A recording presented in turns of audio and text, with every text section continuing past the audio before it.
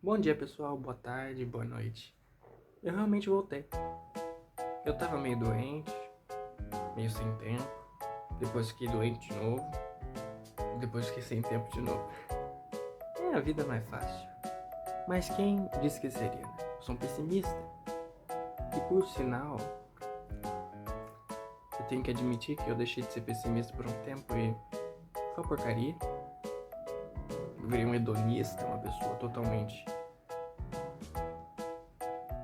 não imoral no sentido mais amplo, mas no sentido de ser um tolo, um idiota. Então eu volto de novo ao pessimismo, pego o pessimismo que eu tinha deixado na margem, coloco de volta no bolso da camisa. Mas estamos aqui para toda a obra. De volta. E se teve algo que me fez voltar a ser o que eu sou? É que quando tu olha para o passado, tu vê que aquela parte sua, que era uma parte tão angustiada, tão amargurada consigo mesma, por mais que fosse alguém insipidamente ruim aos meus próprios olhos, ainda era muito mais inteligente, muito mais sábio do que o eu que eu sou hoje. Isso é um fato. Eu escrevia muito melhor quando eu era um amargurado do que agora que eu tô sendo um tolo. Então eu vou voltar a ser o velho calma pessimista de sempre. Mas não é isso que eu tô aqui. Estou aqui para falar de olhos azuis. Olhos azuis? Calma, que é isso? Do nada esse tema? Vocês já vão entender, meus amiguinhos. Muitos de vocês que me conhecem, as pessoas que têm um convívio comigo mais íntimo, sabem que eu odeio a ideia de negar a realidade. Só que surge a pergunta, o que é a realidade? O que é negar a realidade para ela ser negada? E por que eu não gosto disso? A realidade, ela é tudo aquilo que é imposto ao sujeito. O sujeito somos nós. E Schopenhauer já diz que o sujeito é aquele que tudo conhece, mas que não pode conhecer a si mesmo. Eu não vou me aprofundar nessa ideia. Apenas vamos dizer que a realidade é tudo aquilo que é imposto ao sujeito, desde o momento de que ele nasce, até o momento que ele morre, que ele é liberto da vida. E é um fato que você não pode mudar a realidade. Não importa o quanto você queira. Não importa o quanto você martele. Você não vai mudar a realidade. Você não vai mudar a matéria. Muito menos as coisas metafísicas. Assim sendo, a realidade é uma verdade que vale a todo ser que existe. Mas só o ser humano pode perceber a realidade e assim alcançar a verdade, porque só o ser humano pode raciocinar. E à base das experiências, ele consegue formular uma sistematização do que é a realidade. Meio complexo, mas não é. É só porque eu não sei explicar muito bem. Tu não pode mudar a realidade. Ela é imposta a você. E ela é lógica. Mas aí tu tá me perguntando, quem disse que a realidade é lógica? Tu pode concordar com os dois primeiros pontos. Que ela foi imposta a você e que você não pode mudá-la. Mas quem disse que ela é lógica? Bom, pega o universo. Pega o universo. Tá tudo alinhadinho. Tá tudo funcionando de uma maneira que tão fina. Um fino trato tão do micro ao macro. Tão colocado ali de alguma maneira que se não tivesse assim, ia dar problema. A mesma coisa, os átomos, eles têm sua... Tem ali uma coisa tão magnífica, uma força tão interligada, como se tivesse programado realmente. Pega você mesmo. Teu corpo é um reator nuclear. Cada célula sua é um reator nuclear que produz energia, que converte carboidrato em ATP. Então eu acho que isso aí realmente é muito lógico. Que se não fosse lógico, não iria funcionar. Uma coisa que um professor de física uma vez me falou é que se uma só coisa do âmbito da física tiver errado, toda a física cai por terra, porque tudo está interligado. E ele estava falando isso porque a gente estava perguntando para ele por que um motor de energia infinita é ilógico. Bom, porque fere as leis da termodinâmica. E se fere as leis da termodinâmica, fere uma lei física. Então não precisa de muito raciocínio para perceber que querer um motor de energia infinita é negar a realidade. Mas nos abstenhamos da matemática por enquanto, porque eu sou muito ruim em matemática. É sério, eu não sabia dividir 100 por 6. É muito inteligente. Dá número com vírgula, né? Tá, vamos de volta ao ponto. Por que eu tô falando tanto de realidade? Porque os negadores da realidade estão aí fora. Por que você... O que eu tava dizendo? Realidade imposta. Assim. Se a gente é parte conjunta com o mundo, como diz Arthur Schopenhauer neste livrinho aqui, se a gente é parte em conjunta com o mundo, nossos átomos provêm deste mundo. A gente só tá portando isso aqui até o dia que a gente morrer. Mas o problema... De volta. O problema é que as pessoas elas acham que elas estão afora do mundo. Que elas são seres afora. Eu não sou bem materialista, por dizer assim. Eu não creio em alma. Eu creio que esse corpo é o que eu sou. Que eu sou uma alma vivente. E não que eu tenho uma alma vivente. Gênesis já fala isso. Porque eu concordo com o que esse barbudo aqui fala. Este carinha aqui, ó. Ele diz que se um Deus que já criasse seres previamente dispostos, previamente formulados, porque se a alma é nossa essência, a gente é a alma. Se a alma é nossa essência, este corpo aqui não somos nós. Estamos presos na matéria. Daí a gente vai para a gnose, que diz que a matéria é má e a alma é boa, a alma é um pedaço de Deus. Mas um Deus que já nos criasse previamente dispostos, que já soubesse de todos os nossos atos, nos predestinasse a causar esses atos, esse Deus não poderia ser tão pouco justo, não teria esse direito de nos julgar. Porque foi Ele que nos fez previamente ser assim. Ele que fez nossa essência dessa maneira. É por isso que eu concordo com Sartre. Quando ele diz que a existência precede a essência. A sua essência, a minha alma, o meu ser, a minha mentalidade, os meus gostos, o meu idioma, isso é formulado como minha essência, o que eu sou. Isso só vai ser absorvido por mim a partir do momento que eu nascer.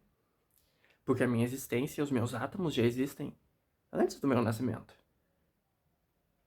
Assim, eu não posso dizer que eu já nasci gostando de algo. A realidade já me impôs o meu corpo. Já vão chegar no ponto que eu quero chegar, dos olhos azuis. A realidade já me impôs esse corpo. Sendo assim, se o próprio corpo do sujeito é parte conjunta com o mundo, o próprio corpo do sujeito já é uma realidade autoimposta. Se este corpo é real, se esse corpo é imposto a mim, eu não posso querer mudá-lo. E quando eu digo querer mudar seu corpo, não estou falando que você, eu sou gordinho, eu quero ficar mais magro. Estou fraco, eu quero ser forte. Não é isso. Não é isso. Estou querer mudar a sua morfologia. Não morfologia mutável, mas o imutável. Tipo meus olhos. Meus olhos são azuis. Se eu disser isso, só afirmar aqui e agora. Meus olhos são azuis. Estarei falando a verdade?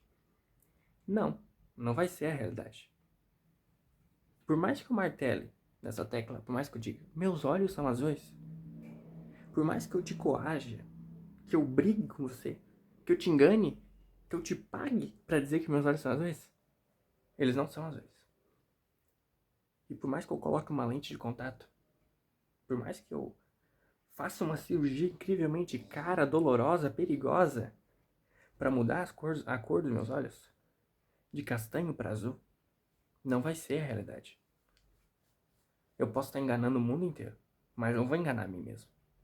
Não vou enganar os meus genes. Porque quando eu tiver um filho, ele não vai nascer de olhos azuis. Ele vai nascer de olhos castanhos. Porque eu não mudei a realidade inerente. Eu mudei a realidade aparente. E esse é o problema. Esse é o problema. Que hoje no mundo a gente vê o que? Uma multidão de pessoas que afirmam ter olhos azuis, sendo que nasceram em corpos de olhos castanhos. Eles dizem que já nasceram assim. Mas o grande problema, pessoal,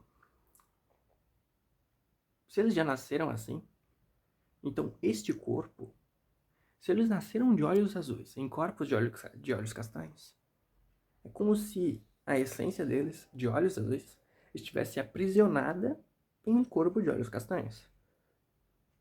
Muito simples. Mate o corpo e liberte a essência. Muito simples. Destrua o corpo e ganha a essência. A essência estará livre. Porque se você é uma pessoa presa em um corpo que não é o corpo seu, isso é muito simples. É o mesmo argumento que eu falo contra os cristãos. Que o cristão é muito apegado à vida. É muito apegado à vida.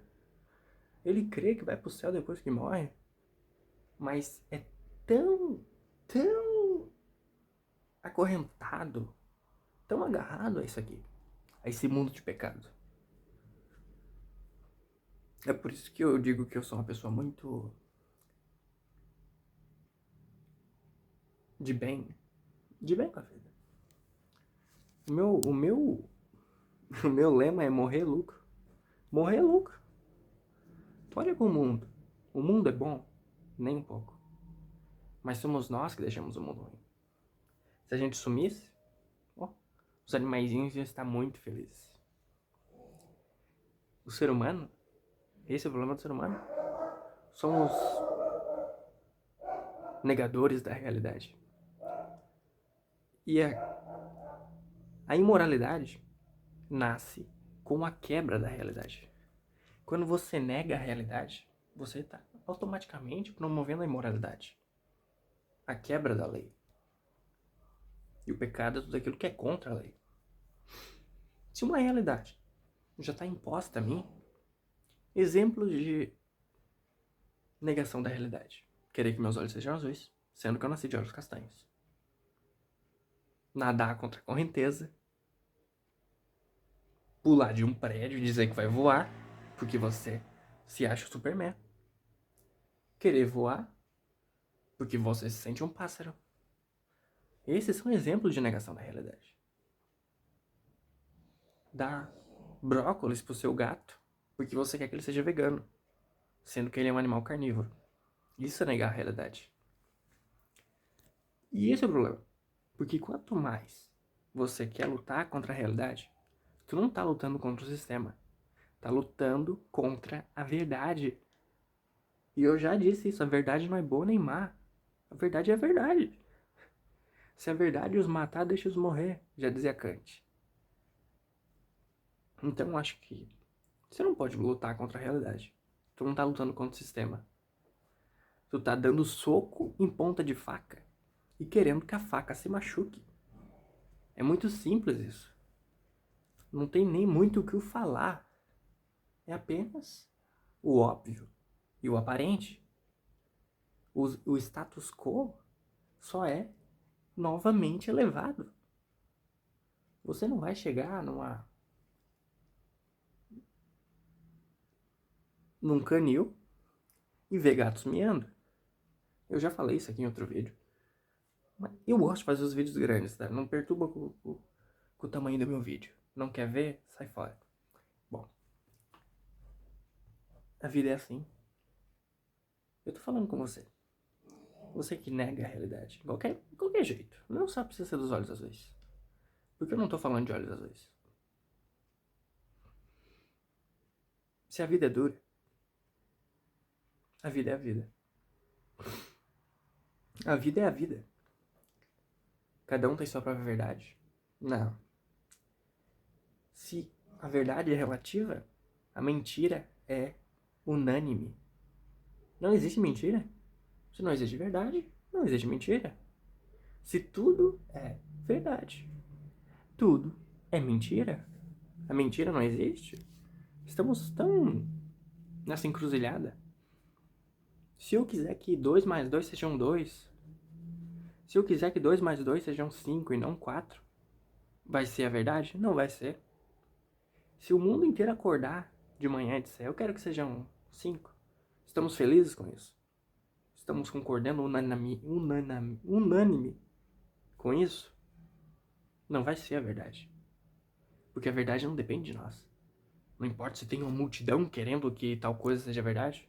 Não vai ser. Porque a verdade não depende das pessoas. Não depende da nossa vontade. Da nossa aparente felicidade com alguma coisa ser a verdade. Não depende disso. A verdade apenas depende da verdade. A verdade é absoluta. E as pessoas querem relativizar o óbvio. E esse é o problema. O grande problema é este. Relativizam o óbvio. O óbvio. Mas bom, meus amigos, desculpem pelo meu tripé improvisado, que é meu braço. Sou bem humilde no sentido de que eu sou um preguiçoso pra arrumar as coisas. Simplesmente me dá vontade de gravar e eu gravo. Vou procurar gravar mais, mas é isso. Eu vou ajeitar um tripé aqui para não fazer vídeos tão toscos. Mas novamente o que importa é o que eu falo. Não tô aqui pra fazer coisa bonita e ludibriosa. Tô aqui pra fazer coisa bem falada. Então, meus amigos, auf Wiedersehen. Que o grande arquiteto do universo os abençoe. Amém.